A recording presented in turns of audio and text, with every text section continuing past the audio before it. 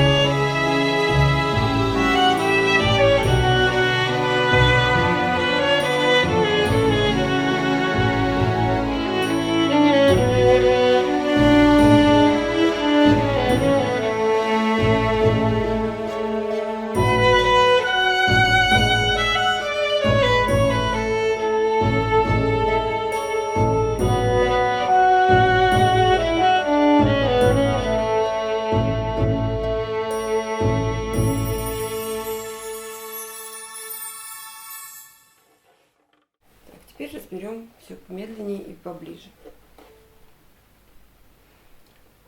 Так, начинаем вниз смычком, 2 ноты на ля струне первым пальцем, и потом переходим на ми струну первым пальцем. Такой неудобный. Надо быстренько поднять палец, переставить. Да? Раз, и, два, и, три, и, 4, и...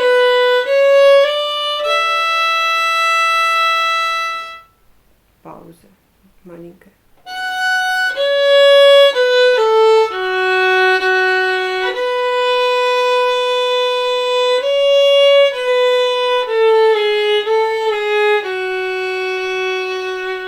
Здесь просто в паузах останавливаем смычок и будем невнимательно играем за такт вверх смычком. Слабая доля вверх, сильная вниз. Да? Пока мы учимся, это почти всегда так в простых мелодиях. Дальше 5-й такт, за такт к 6-му.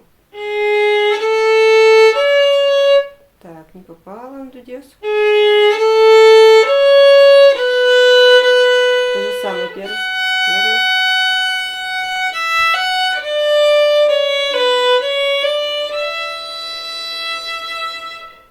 Вот здесь эту ми можно играть открытую струну, можно играть 4-й палец. Пауза. В паузе просто останавливаем смычок, опять-таки дальше начинаем в ту же сторону. За такт, слабая доля.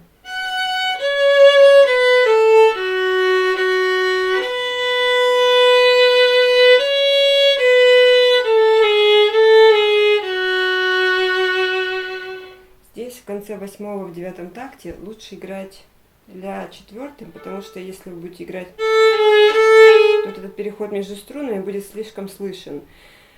То есть здесь 16 ноты, они довольно короткие, и лучше это просто поднять, поставить пальчик, чем... Слышите разницу, да?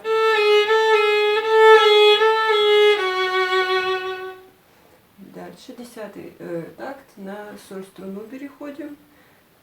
Второй палец на соль струне и идем на ре открытую.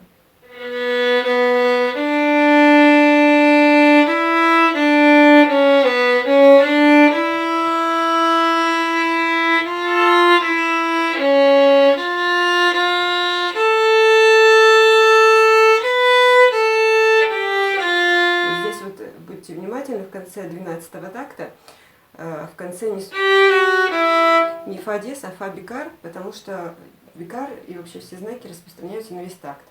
То есть в начале 12-го такта стоит фа бикар, перед фа стоит бикар. И он сохраняется до конца такта.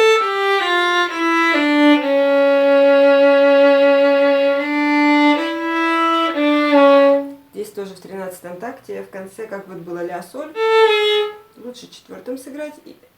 Также и в конце 13-го такта ре до лучше четвертый на ре сыграть, чтобы не было на 16-х перехода. Ну, хотя, опять же, всегда это по вашему желанию. Не бойтесь, если вы хотите, вам так удобно сыграть, играйте. Главное, занимайтесь. 14-й такт. Повторяется 10-й в нем. Здесь вообще много повторений. Вот, то есть первый такт, который мы играем, он такой же, как 6-й. Вот этот 14-й, он такой же, как 10-й. Ну, такты в нотах пронумерованы. Можете там смотреть. Да. И 14-й такт.